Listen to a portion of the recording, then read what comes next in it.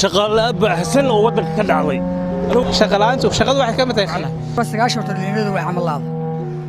Assalaamu calaykum waxaa jira talooyin badan oo afka lagu oranayn balse waaqicad ku dhaqan tahay uu ku tilmaamayo oo uu ku barayo adigoon talooyin afka lagu oranayo maqaal waaqica jira aad ka akhrisanayso qaada ma qaadanino Ilaahay subxaanahu wa ta'ala markuu ina abuuray karaan iyo awood weyn ayuu ina siiyay awoodeena intii ugu badnayd waxa uu galiyay dhalinyarnimadeena qofkuna badanaa waxa uu dhalinyarnimadiisa ku qabsan waayo weynaantiisana kuma qabsado waa sababta loo yiraahdo qofku waxa uu ku dhalinyarnimo uu ku xiraystaa wuxuu ku xoreystana uu ku dhintaa markaad qof waayeel kaga sheekaysiiso wuxuu markiiba kaaga sheekaynaya inta uu baayo balanbal soo maray inta uu soo bayhoofay inta uu soo kadeemay inta uu soo kaca kufay laakiin marnaba way adag tahay inuu kaaga sheekayo badhaadhaha iyo wanaagga uu helay yacni nolosha dhalinyarnimadu waa nolol muqaamariyo isbiimayna waa nolol qof waliba doorto wixii uu taariikhda gashan lahaa wixii uu halgami lahaa nolosha waa nolosha qofku ka dhaxarko qofnimadiisa nolol dhalinyarnimo oo xasilooni tamaashaad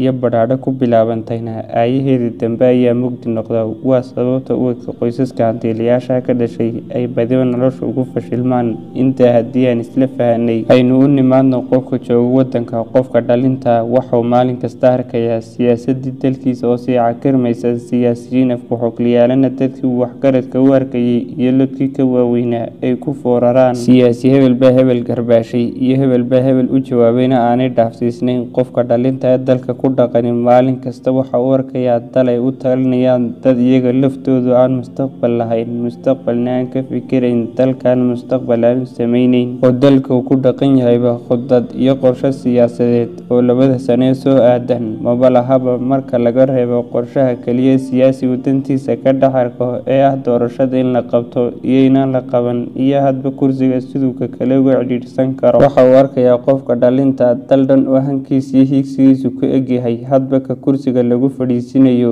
iyo ka kaaxigee loo diyaarinayo waxa uu arkayaa qofka dhalinta waalidkii oo si dhib yar uga odhanaya waxba kaama maqna oo nimcaad ku jirtaay iska noolow waxa uu arkayaa fanaankiisii oo la hortaagan dhulkeena nimca fadhida meelay maraso iyo cid shaqaysatoona aan la arkayn qofka dhalinta qaraabadiisa dibadda jooga badanaa markay la soo hadlaan ereygay ugu celceliyaan waxa weeye dhulkaaga aamin oo iimaanso balse qaraabadiisa ma jiro mid isu quudhaya isaga oo sharci weyn sita oo xilliga uu doono duuli kara inuu dalkiisa aamino oo ku noolaado mana jiro mid jaamacadaha ugu waaweyn ee dalka la amaano u quudhaya inuu weydkiisu dhigtaan saka dalka jooga si yaroo sahlan ayaa loogu odhanayaa yurub iyo qurbo waxba kaama yaalaan ee dalkaaga aamin dalkaa laleeyahay aamin waa dalka Soomaaliyeed aynu naqaano ee haba kale siyaasad duwanaadee aad moodo maamulka dalka inay hal warqad ka soo wada akhriyaan ee marka adduunku tallaabo hore u qaado isagu labada tallaabo dib u qaada intaas oo dhan waxaa sii dheer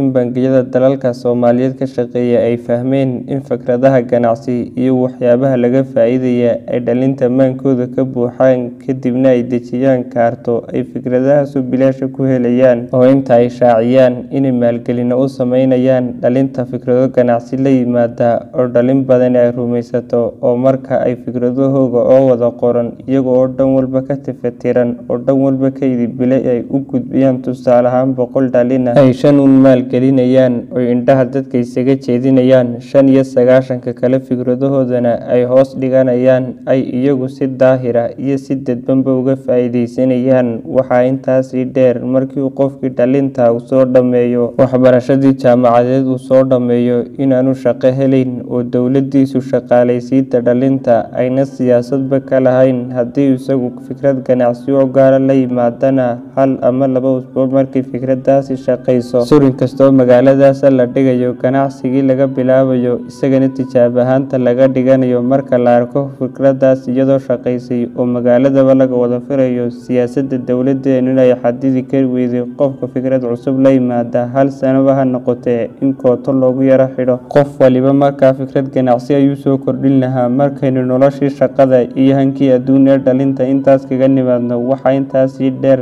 canaanta isdaba joogta ee jiilashii hore waalidiinta ay dabada u hayaan, ha ahaadeen waalidiinta, abwaanada, culimada ee dadkay naga da-aada waaweyn ka imanaysa ee habeen iyo maalin nagu sheegaysa dhalinyar ahaan inaan dhaqan guurnay, inaan fasahaadnay, inaynaan waxba ahayn, halka marka xaqiiqada loo fiirsado Soomaali wixii soo maray taariikh ahaan lodkii ugu wanaagsanaa ay maanta dhaqan yihiin, ay inaga yihiin aqoon ahaan iyo diin ahaanba lod inaga dhisan aanu Soomaali soo marin intay taariikhdu qortay. waxaa soo niyad jabiyo, cadaadisyo, culaysyo, waxaa sii dheer noloshii shakhsiga ahayd inay maalinba maalinka ka dambaysa ay sii adkaanayso. maxaan uga socdaa qodobkan? qofka dhalinta intuu karaanka iyo xamaasada dhalinyarnimo hayo, labada waxa ugu weyn ee uu ku fikiraa waa inuu han iyo hiigsi u gaara yeesho oo uu dabada qabsado oo uu ka dhameyntiisa u halgamo, ama inuu guursado oo dhismaha qoyskiisa iyo barbaarinta ubadkiisa ama u shaqayntooda uu guntado. qodobkan isaga waxa uu kusii adag yahay dhalinta Somaliland oo Soomaalida kale guurku ma adkaysa, laanta guurku maalinba maalinka ka dambeeya uu sii adkaanaya. sababtana imika halkan ku xusi mayno si qofka dhalinta ee laanta ku nool hankiisa guud iyo himilada dalkiisa dhalinimo waxa uu kala siman yahay bulsho weynta Soomaaliyeed. kan labaad ee guurkuna wuu sii raacaa oo maanta laanta 30 jir ayaa guurlaan lagu gaadhaa, rag iyo dumarba ay weliba aad u fara badan yihiin, waana da-aada normalka ee lagu guursado 30 jir iyo wixii cagacagaynaya, halka 30 jirka kale Soomaaliga uu leeyahay dhowr ciyaala. taasina way sii qadhaadhaysay uun xaalkii qofkii dhalinta ahaa. waxaasoo dhan markaan isku soo xoorino, qofka dhalinta markay dhan waliba sidaa ugu adkaato oo dhan walba niyad jab kaga imaato, 3 waddoon baa hor yaala: inuu wiilku muqayil iska noqdo oo uu kabadhada dabada geliyo oo uu sidaas nolosha kaga dhaco, inantuna ay guriga iska fadhiisato oy sugto ka kelmada guur la soo hadal qaado oo ismidaamisay meelun madaxa la gasho, iyo inay dalka isaga baxaan ay mustaqbalkooda meelo kale ka raadsadaan, adduunkana ku figaasaan oy adduunka Ilaahay ku fidaan. taas lafteeda qofkii dhalinta loogama hadhin oo markiina ku muqayil iska noqdo, inantuna iska fadhiisato iska qanacdo. xanaantii waalidka iyo waxbaa lagu soo baray ee maxaad u shaqaysan weyday iyo waa lagugu tabcay ee tacbay khasaar ayaa tahay iyo maagitaanka ayaa niyadda kasii dilaya. haddii uu tahriibo oo uu dalka ka baxo uu mustaqbalkiisa meelad kale ka raadsadana, cadaab iyo magafayaal iyo lug iyo cadaabo u gacan galo ayaa ka horeeya. dhan waliba u daran ugama socdo muuqaalka niyad jabin, ugamana socdo inaan dhalinta dalka nacsiyo, laakiin macal asif xaqiiqada dhabta ee wadanka ka jirta waa taas. dalay u talinayaan dadaan iyaga laftooda mustaqbal lahayn. mustaqbal yeelan maayo qof dhalin ah oo han iyo himilo lahna. dal noocaasi ma anfacayo. maaha tahriib iyo in la yaacaa wax qof lagula taliyo, balse waxaynaan ogeyn ama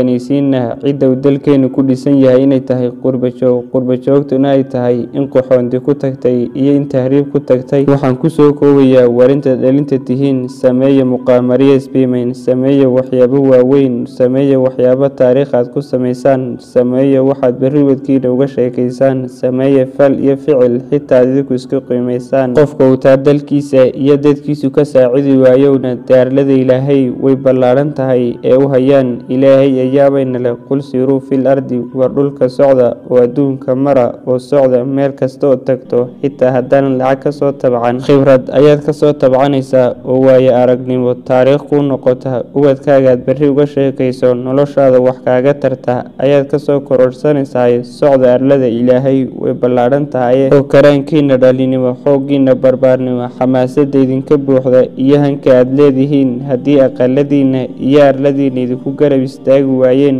waayeelkiinaga waaweynaa iyo hogaankiina gadhwadayna ay garan waayeen, u haajira arlada Ilaahay. arlada Ilaahay way ballaaran tahay. kolleyba shilinka aad soo shaqaysataan dalka ayuunbaad dib ugu soo celinaysaan, oo aqalka aad dhisataan dalka unbaad ka dhisanaysaan. idinkuna soo waaya arka kuwa inaga dambeeyana bal isku daya inaad mustaqbal u samaysaan. wassalaamu calaykum.